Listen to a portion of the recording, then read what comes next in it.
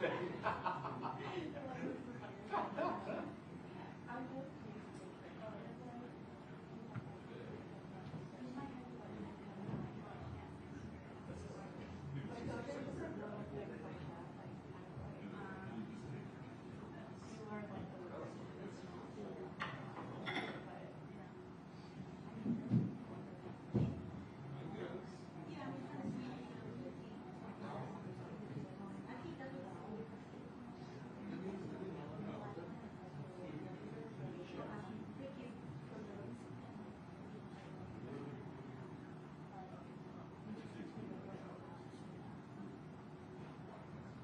you looking at it?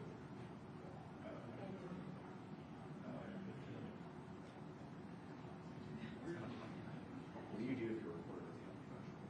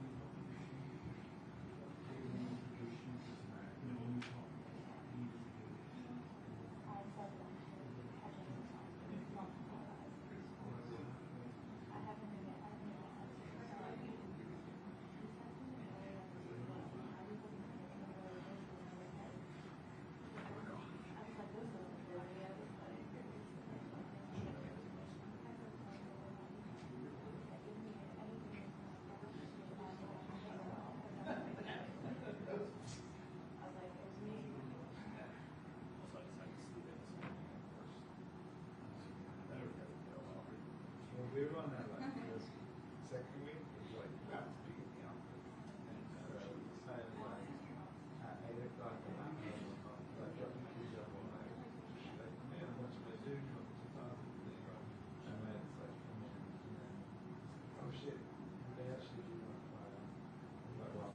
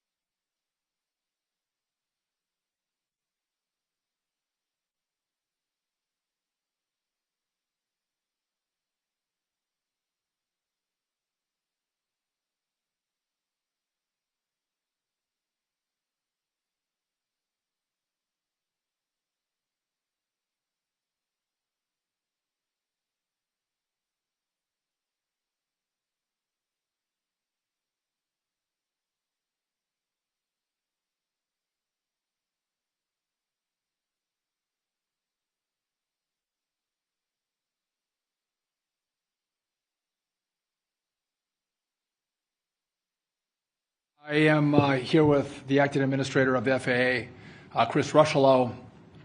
Today we want to talk about, give you an update on Newark. We have some telecom updates we want to deliver as well, and have a conversation about the big beautiful bill and how it relates to air traffic control and its modernization. But first, as we've watched the news today, we've seen what's happened in India with Air India Flight 171. Our hearts go out to the families of the victims who lost loved ones on that flight. At DOT and at the FAA, safety always comes first. And in this investigation, we are going to follow the facts. As the acting administrator will discuss, we're in the process of deploying a team from the FAA, from the NTSB. We also have GE and Boeing that are deploying their resources and investigators to India. I would just note that India leads the investigation. We're there to provide any assistance that India may need as they go through which appears to be a somewhat lengthy investigation on this crash. With that, I'd like to turn it over to the acting administrator, Chris Rocheleau, before we get into Newark Telecom and air traffic control modernization. Chris? Thank you, sir. Good afternoon, everyone. So again, like the Secretary said, I just want to say how deeply saddened we are by the crash in India today. Our thoughts and prayers are with the families who lost loved ones. As always, safety is paramount. We're going to follow the facts where this investigation takes us, and that's why we're working closely with the National Transportation Safety Board to investigate the cause of the crash. Now, FAA investigators are deploying to India. We are prepared to send additional resources to support the investigation as it continues. We want to ensure the safety of the traveling public. I had the opportunity today to speak with my counterpart in India, the Director General of Aviation, and I offered him our full support as the investigation continues. I also want to explain briefly how the process works. We've been invited through a formal request to be part of the NTSB investigation, and we have FAA experts as part of that overall team going in to look at different factors that may be related to the cause of the crash. As NTSB leads the investigation, we will not hesitate to mitigate any risks we identify in that process. But I want to reiterate, it's very important to note, this is very early in the investigation, and so it's not appropriate for speculation at this time on what could have caused the investigation. As the Secretary said, we will let the facts lead us, and we will support the NTSB investigation and, of course, the Indian investigation as well, their version of NTSB. So that's what I've got on that right now, sir. And maybe just to reiterate, if there are initial factors of concern in regard to safety, as the administrator noted, we will be made aware and we will take action, because for us, safety is paramount. But whenever one of these planes go down, we take it very seriously and deploy every asset and resource at our avail to assist in those investigations. I'll just note that I just want to commend the FAA. Their team is readily deployable. They are ready at a moment's notice. They have a go bag. They have vaccinations. They're remarkable in how they operate. So kudos to your team. Thank you, Acting Director. Want to move to Newark. Just to give you guys some background in where we're at and where we're going. Many of you know that we had a runway under construction. That runway, by the great work of the Port Authority, was completed almost 2 weeks ahead of schedule.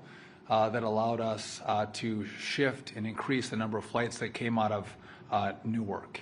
Right now we were at 28 flights per hour. We've now moved that to 34. That was able to happen after that runway was not just completed, but the FAA certified the runway. In addition, we had a telecom problem. You saw and reported on the outages. We had a 30-second outage a couple of times, as well as the scopes went down and had a reboot, so their outage was 90 seconds. Verizon has done great work, record speed. They've laid a new fiber line for us between the Philly Tracon that controls the Newark airspace and N90, which is in New York.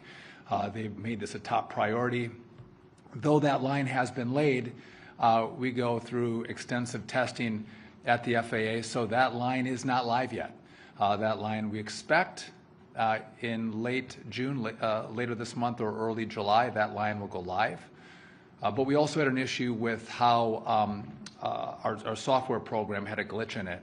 So that software at the Philly TRACON was remedied, was fixed, and things have been operating relatively smoothly at Newark. The third component of the problem at Newark has been controllers. We're understaffed with air traffic controllers. We're short 3,000 air traffic controllers in the country right now. In Newark, at the Philly TRACON, we have 22 air traffic controllers. We had several that were on leave. The FAA has deployed another 22 controllers to the Philly TRACON.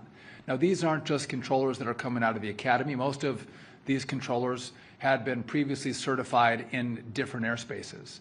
So we anticipate that over the next several months, on a rolling basis, these newly deployed controllers in Philly will be certified in the airspace and be able to fully function as air traffic controllers, again, alleviating the pressure that we've seen from a lack of air traffic controller employees operating the Newark airspace. So basically, we had three things, all three components from the runway to the telecom to the air traffic controllers. They're either completed or they're on the version of being completed. And I just want to take a note that, and this is no offense to the FAA, Chris, but they don't always move at the fastest speed. They don't always get the best engagement from companies that do business with them. And you see right now that we have CEO level engagement with all of these companies. They understand how important aviation is to the American economy, to the American flying public, to delivering goods around the country. And so because we've had that engagement and we've had great leadership at the FAA, you have seen problems that would take months or years to fix are being fixed in very short order. And I'm proud of that, and I think that's indicative of what you're going to see happen should we get the resources in the big, beautiful bill that's being debated right now, which I'm going to come to that in a second. But before I do that, I just want to talk about telecom. So most of our system is run on copper wires. Copper is old, copper is inefficient. Most of the rest of the world and the country have moved to fiber. But because we're one of the last institutions on copper, our telecom providers were charging us obsolescence fees, and they were able to do that per their contract. No one ever questioned it. Well, we have worked with our telecom providers, Lumen, AT&T, Verizon, L3 Harris, and other smaller providers to get them to stop charging us the obsolescence fees. Now, you might not think that's a big deal, but it was running to the tune of almost $800 million a year in obsolescence fees. Not in total telecom, just in the obsolescence fees. And so a lot of the FAA budget was being depleted because, and it's not just FAA, it's not just telecom, it was in all portions of this really old system. A lot of our money is depleted in keeping old systems functioning as opposed to being able to invest in new state-of-the-art systems. And so I just want to take a moment and thank and commend our telecom providers for giving us this break, not charging us the obsolescence fees, because they understand how important this build is for the American people. And the money that we save by not paying that additional cash to telecom is money that we have to invest in fiber and the rest of our network. And so I want to thank them for that. In regard to the big, beautiful bill, this is important. This is the only vehicle that is running that can fund air traffic control, is the big, beautiful bill. And I think it's actually the great, big, beautiful bill. The name changed today at the press conference, the great, big, beautiful bill. And in that, we have $12.5 billion that has been allocated for modernization of our airspace. And really important because what it's going to do is it's going to fund the transition from copper to fiber, right? So we're going to, and that's across the NAS, across the country. It's going to include radios and voice switches as well. In addition, it has money for brand new radar, all really important parts of how our navigation system works. We're working with the Senate right now because the guts of how air traffic control works, the hardware and the software of the system, we don't have money in the bill there. We don't have money in the bill yet for that, but I've had active conversations with the Senate. They understand the problem. We're discussing with them additional dollars so we can actually deploy this other part that's really important to our air traffic control system, to build it brand new, to make it state of the art, to deploy every tool at our disposal into the air system, and again, make it more efficient. It's complicated right now. It's only going to get more complicated. Again, there's more need for more planes, more routes, but we also are going to have drones and eVTOLs that are going to be deployed into the airspace. And so I want to lend my complete support for the big beautiful bill. Again, if this doesn't pass, we are going to do nothing on air traffic control modernization. If this passes, we can start this process right now. We just had an industry day, 2 days of industry day, where we have brought, we don't sell tickets, but if we did, it would be sold out. We had a lot of participation. This room was full. We had full viewers on our video link. But industry is getting involved, helping us think through whether we're doing it right. Do they have other better ideas for us? Getting feedback, pressure testing from industry on how best to deploy this brand new system and give us advice. And that went really, really well. And we appreciate their participation. But we at DOT and FAA, we are ready to rock. We are ready to go. We're just waiting for the money. And if the big beautiful bill doesn't pass, we don't have the money, and we're going to continue to use the same system without any change that I think we've seen failing over the course of the last months, but also the last years. And so I would hope that the Senate and the House work together and they think through how. And I know there's a lot of other really important components of the bill, but for us, this is the most important. And I would argue that I think the American people would agree.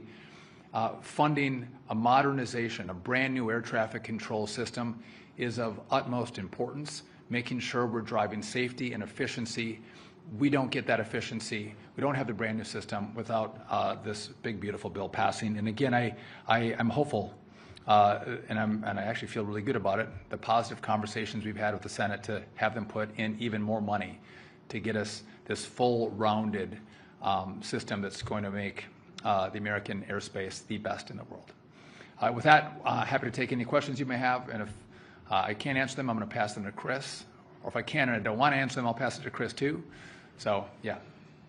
Yeah, well, guys, want to be our current. So, we're talking about potentially asking for more money from the Senate. Do you envision that potentially being walked up on money if they were appropriated, or potentially in another vehicle that would come later?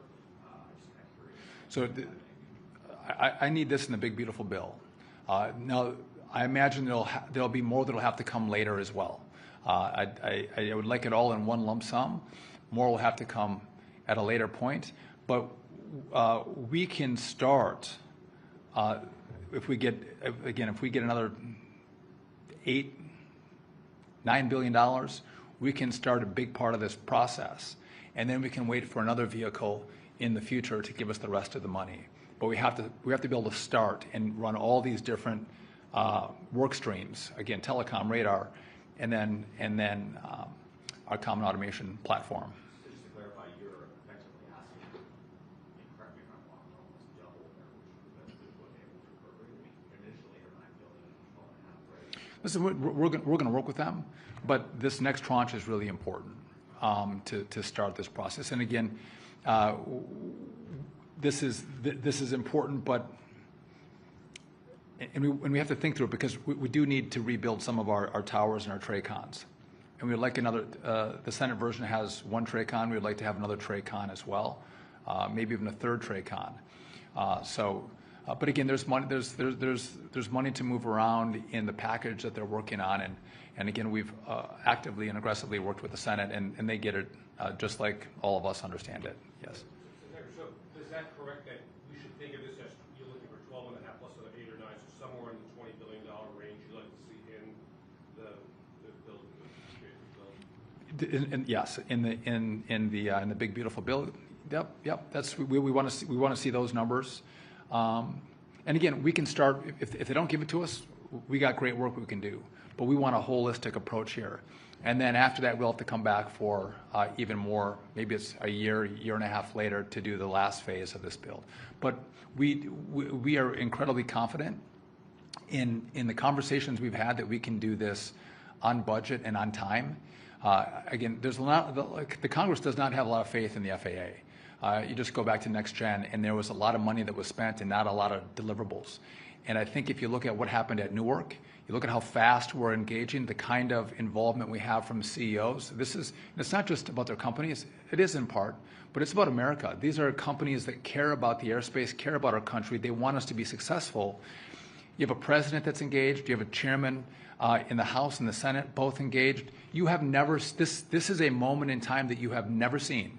This is the time to do it. And again, we'll start with what we get, which this start is really important. A little more would be even better.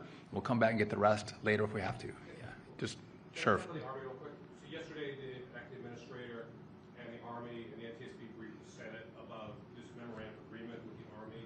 Senator Moran said, this is something you talked about, that it's agreement that 3-star generals and some lower-level officers will no longer be taking Army transport around the area and they'll be limited to much more senior officers.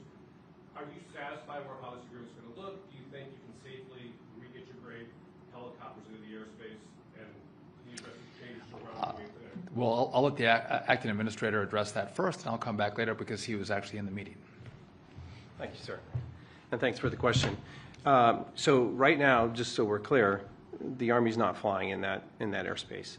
And they won't fly in that airspace until we are able to sit down, finalize that memorandum of agreement, and make sure that we are comfortable from a safety standpoint that they are ready to proceed. So right now, they're not flying. We're not letting them fly until we fix that MOA. And at this time, I feel like we're in a good place with the Army. In terms of our communication, our collaboration, that's going well. But they won't be flying until certainly me and my team are satisfied, and we'll obviously confer and coordinate with the Secretary to make sure that we are all on the same page when we allow for a resumption of activities or operations. I wanted to ask, Alex Rocheleau from Bloomberg News, I wanted to ask for a clarification on the 34 arrival rate. Did that take effect today, or was it earlier this week? What was the Last date? week. Last week, was it? Yeah. It was last week upon certification. So the runway was completed, but the FAA had to certify that it was certify the runway. And so when that happened, and I think you did that early as well, that was supposed to take 9 to 10 days. I think you did it in 7 or 6? 6 days. So again, people are moving very quickly, again, always with the backdrop of safety, but moving quickly to make sure we can accommodate the traveling public and safely in spaces like Newark. But the specific day when that higher rate kicked in was when we finally certified the landing system there on the second runway. So was that Friday? Last Friday, or? I'll get you the specific date. It was a week ago. I believe it was Friday. Okay. Some people are shaking their heads on the side here, so Friday. Okay. But we'll confirm that with you. Yeah, Ian Duncan with the Washington Post. So lawyers for Sam Salapur, who was a whistleblower from Boeing, who made some claims about manufacturing problems with the 787. They said today they've sent a letter to the FAA saying there's a completed and unreleased investigation that substantiates some of his claims about risks to the plane. Can you tell us what that investigation found, or if you're prepared to kind of release any of the findings? Yeah, I'm not aware of the letter that was sent. I'm certainly happy to take a look at that and confer with our counsel to see what we know about it, but I haven't received a letter today. And just on the Air India crash, I mean, you said you're prepared to mitigate any safety issues that you find. I take it that where we stand today, you haven't seen anything that would lead you to think the 787 fleet needs to be grounded or anything like that? I'd start with, it's so preliminary, and we've seen the video on the dramatic video of the tragic crash. We have assembled a team, an expert team, to work with the NTSB and with the Indian authorities to investigate that. My point earlier was, as we proceed down this road with the investigation itself, if there's any information that becomes available to us regarding any risk, we will mitigate those risks immediately. Time for one more, guys. So, meaning we don't keep that quiet. We don't, wait 2 years for a report to be released and then make safety changes. If there's a need for a change due to something that we learn on this crash, new information, we make those changes immediately because, again, safety is the top priority. Yes. Just to put a finer point on that, there's nothing now that there's lots of people flying on 787s around the world right now. Absolutely. There's no indication. No maybe indication. those should be Yeah, but we have no preliminary information. I just talked to Chair Hamady from the NTSB today. We don't have that information yet. It's very new. Our teams are just going to deploy right now. As the acting administrator mentioned, we were invited to come over by India. They're good partners of ours. We work together really well. So they have to get on the ground and take a look. But again, right now it'd be way too premature. Again, people are looking at videos and trying to assess what happened, which is never a strong, smart way to make decisions on what took place. One more. Yeah, just back to the budget discussion. So, obviously with the bill now in the Senate being quite different than it was when the House skipped, I mean, we'll go back to the House for additional reconciliation, and kind of curious for your appetite if they do end up adding another plus up, sort of your confidence level on the House also potentially agreeing to match that in the final bill. So the House has been fantastic. They have worked very closely with us. Chairman Graves fully understands what we're dealing with, and by the way, has seen the problems of the past on the lack of deliverables from a lot of money spent during Next Gen. And what we've talked through with him, what we've briefed him on, with his own ideas on what we should do, we are on the same page that this is the moment in time, and the infrastructure around air traffic control is such that we have to do it now. And so he gave us actually all the money that he could, which was the $12.5 billion. That was then matched in the Senate.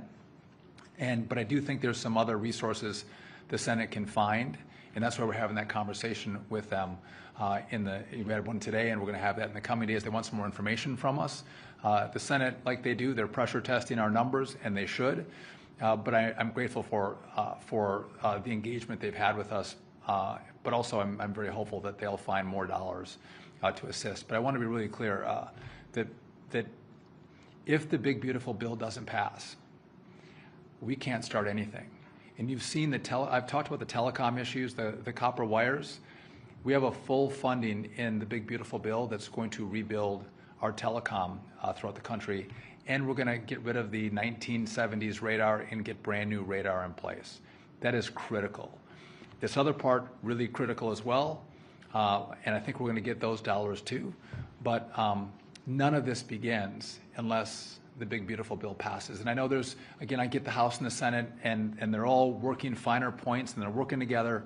I just hope they come to a resolution because from our vantage point, this is really important that we don't wait for some other vehicle that might come a year from now. We have a vehicle right now, today, to begin the process of building an airspace and an air traffic control system that the American people can be proud of. That I don't know about you, I get delayed all the time, I think. Maybe the FAA delays me on purpose, I don't know. All my flights are delayed, and that shouldn't be our case. We want to have our flights fly on time unless there's a weather or a mechanical issue. So let's get back to a place where the system is the best in the world.